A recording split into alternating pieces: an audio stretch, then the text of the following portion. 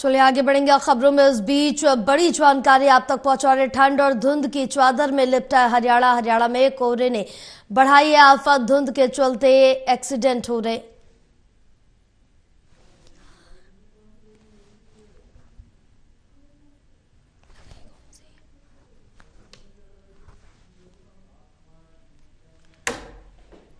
Delhi NCR में तेज भूकंप के झटके महसूस किए गए। बिहार के कई इलाकों में भूकंप के झटके महसूस किए गए। नेपाल का गोकर्णेश्वर था ये केंद्र। दिल्ली एनसीआर में तेज भूकंप के झटके महसूस किए गए हैं।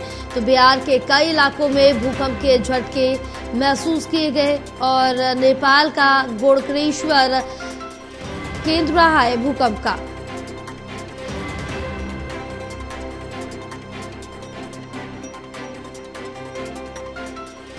एनसीआर में भूकंप के तेज झटके।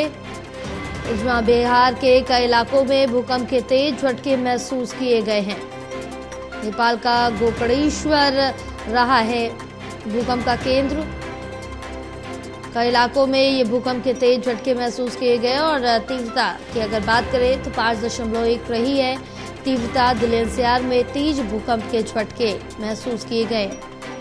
बिहार के भी कई इलाकों में ये भूकंप के झटके महसूस किए गए। नेपाल का गोकर्णेश्वर रहा है केंद्र भूकंप का।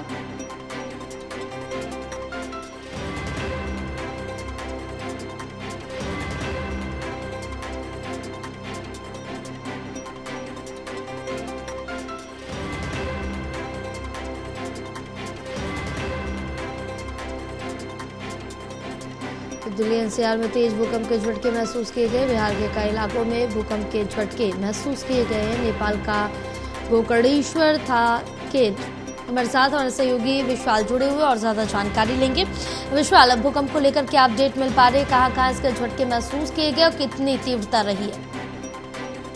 नेपाल के पास जो है इसका एपिसेंटर बताया जा रहा है और इसकी तीव्रता 7.1 रही है रिक्टर स्केल पर। और जो भूकंप के झटके हैं वो नेपाल के बाद जो 108 किलोमीटर का रेडियस है वहां तक महसूस किए गए हैं, जिसमें बिहार और दिल्ली भी शामिल है। दिल्ली के भी कई इलाकों में भूकंप के झटके सुबह 6:38 पर महसूस किए गए हैं। और हालांकि इससे कोई नुकसान हुआ या नहीं इसकी अभी कोई जानकारी सामने नहीं आई, क्योंकि तीव्रता जो है काफी ज्यादा थी। 7.1 जो कि काफी ज्यादा तीव्रता मानी जाती है।